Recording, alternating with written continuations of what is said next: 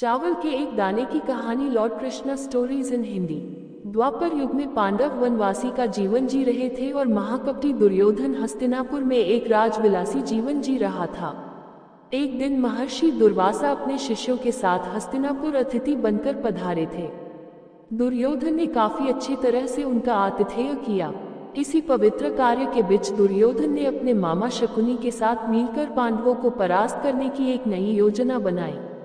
जब महर्षि दुर्वासा ने कहा कि हम अब भोजन करेंगे, तब दुर्योधन बोला कि ऋषियों को भोजन करना तो एक महापुण्य का कार्य है, लेकिन महर्षि दुर्वासा मैं आपसे अनुरोध करता हूँ कि इस महापुण्य को प्राप्त करने का अवसर मैं अपने बड़े भ्राता युधिष्ठिर को देना चाहूंगा। इतना कहकर दुर्योधन ने महर्षि दुर्वासा और उनके शिष्यों को नजदीक के वन में बसे युधिष्ठिर की कुटिया में भोजन करने के लिए भेज दिया, क्योंकि वह जानता था कि दोपहर के उस समय पांडव द्रौपदी सहित खाना खा चुके होंगे और कुटिया में अन्न शेष नहीं होगा। कुछ ही समय में महर्षि दुर्वासा अपने शिष्यों के साथ पांडवों की कुटिया के सामने थे। वहां युधिष्ठिर ने उनका बड़े आदर के साथ स्वागत किया। महर्षि दुर्वासा ने युधिष्ठिर को दुर्योधन के साथ हुआ अपना वार्तालाप बता दिया और कहा कि मैं और मेरे शिष्य स्नान के पश्चात भोजन ग्रहण करेंगे। इतना कहकर वह सभी ऋषिगण स्नान करने के लिए नदी पर की गए। धर्मराज युधिष्ठिर ने यह बात तुरंत जाकर द्रौपदी को बताई। द्रौपदी ने कहा, इस वक्त तो हमारे पास कुछ भी भोजन शेष नहीं है।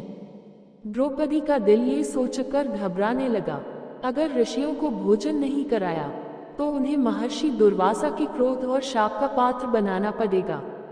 उस कठिन घड़ी में द्रौपदी अपने मित्र सखा कृष्ण को याद करने लगी। उसी वक्त लीलाधर कृष्ण ने द्रौपदी की कुटिया के अंदर प्रवेश किया। उन्हें देखते ही द्रौपदी उनके पास दौड़ती हुई गई और उन्हें अभिवादन करके अपनी समस्या बताने लगी।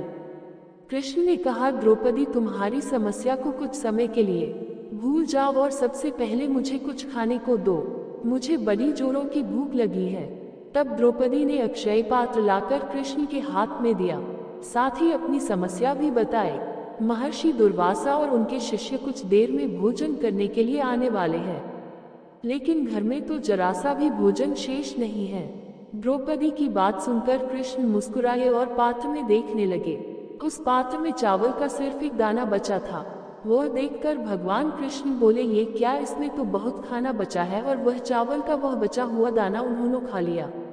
इधर कृष्ण के चावल का वह दाना खाते ही उधर स्नान करके नदी से बाहर निकले महर्षि दुर्वासा और उनके शिष्यों का पेट भर गया और उन्हें दिकारें आने लगी और वह युधिष्ठिर की कुटिया के ओर जाने के बजाय अपनी यात्रा के लिए प्रस्थान कर गए। इस तरह चावल के एक दाने से ही कृष्ण भगवान में ऋषियों को पेट भरकर उनके क्रोध और शाप से